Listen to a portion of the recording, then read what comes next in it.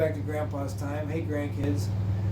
I thought I would upload some videos that I had previously made for my old cooking channel. I thought I'd put them on this channel to make sure you guys get a chance to watch them. So I hope you enjoy these videos. I hope you like this video, and I'll do a series of them so you'll get to see a bunch of me cooking. So thanks for watching.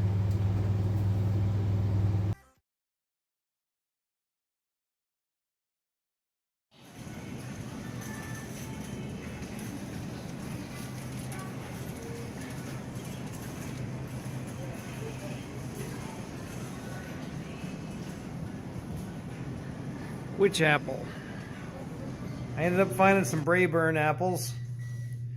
You could use Braeburn, John o' Gold will work, Honeycrisp will work too. They were like $1 more a pound at the store. So I'm just gonna wash them. I'm gonna core them, I'm gonna peel them, I'm gonna cut them up really small. You need a sharp knife.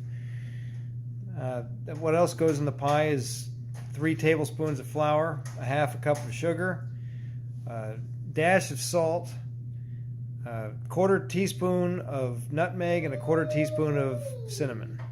Gone ahead and peeled 6 apples, and in case you don't know, this is a peeler. You can use it to peel potatoes or apples. Works okay. They hold up for a while and then they lose their edge.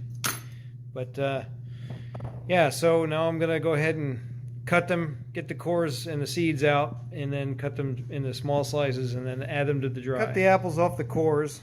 One thing I noticed, some of these apples are looking pretty rough.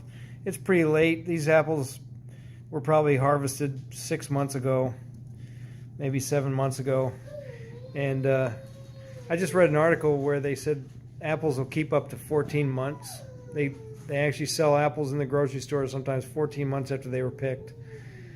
So some of this can still be used, but I might cut around that, or I might just go ahead and do that other apple. So anyway, the apples are all cut up. I just dumped them into the dry.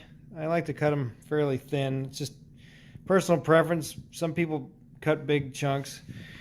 One thing I wanted to say about cutting, I couldn't really demonstrate today because I'm by myself, but when you cut, just take your time. There's no hurry. Just do it right. I also don't like to move the knife. I like to move whatever I'm cutting towards the knife.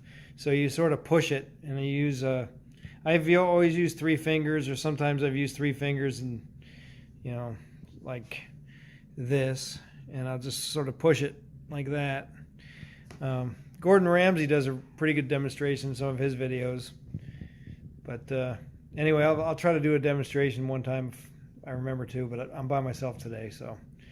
Anyway, I'm going to mix the dry ingredients around and coat these apples really good, and then I'm going to dump them into the pie crust. I'd say something about the pie crust really quick.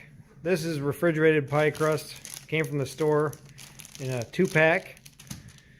My wife hates when I use these. She thinks it's lazy, and honestly, it probably doesn't taste as good.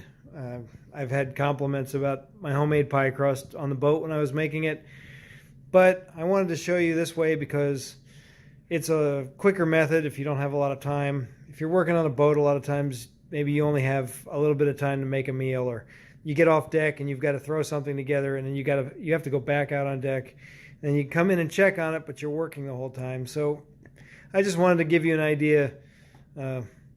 Yeah, absolutely. If you have the time to make pie crust, you probably should, but I wanted to show you this way, and it works fine.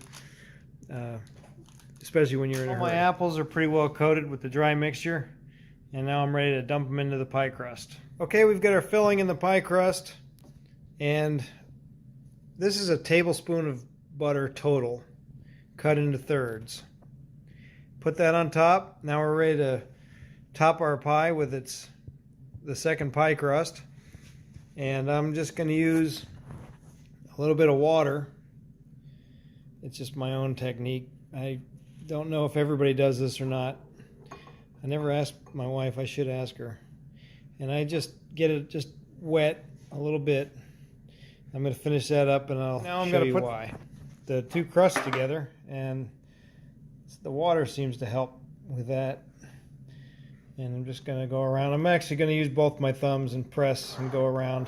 So I'm going to do that, and I'll show you what it looks like when I'm finished. Okay, that's the pie crust put together. I've got a few more things to do. I'm going to go ahead and cut the edge around just to make a nice clean edge. And then I'm going to brush some egg white on the top, and I'm going to cut vent slits in it. And I'll do that, and then we'll show you what it's looking like next. My pie is ready to go into a 350-degree preheated oven. The vent slits have been cut. The egg white has been put on the top with a brush.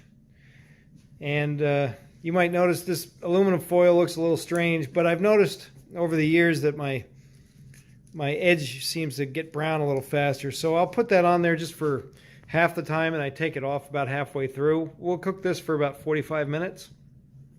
Also, you might notice I put it on top of a cookie sheet, and the reason I put it on top of that was if we get any of the filling boil over, I don't want it to be all over the oven and smoke out my house.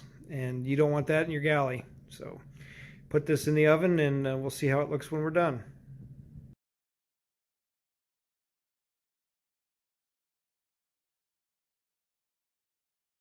Okay, this was kind of a long video, but I wanted to explain everything really clearly. I hope you liked this video on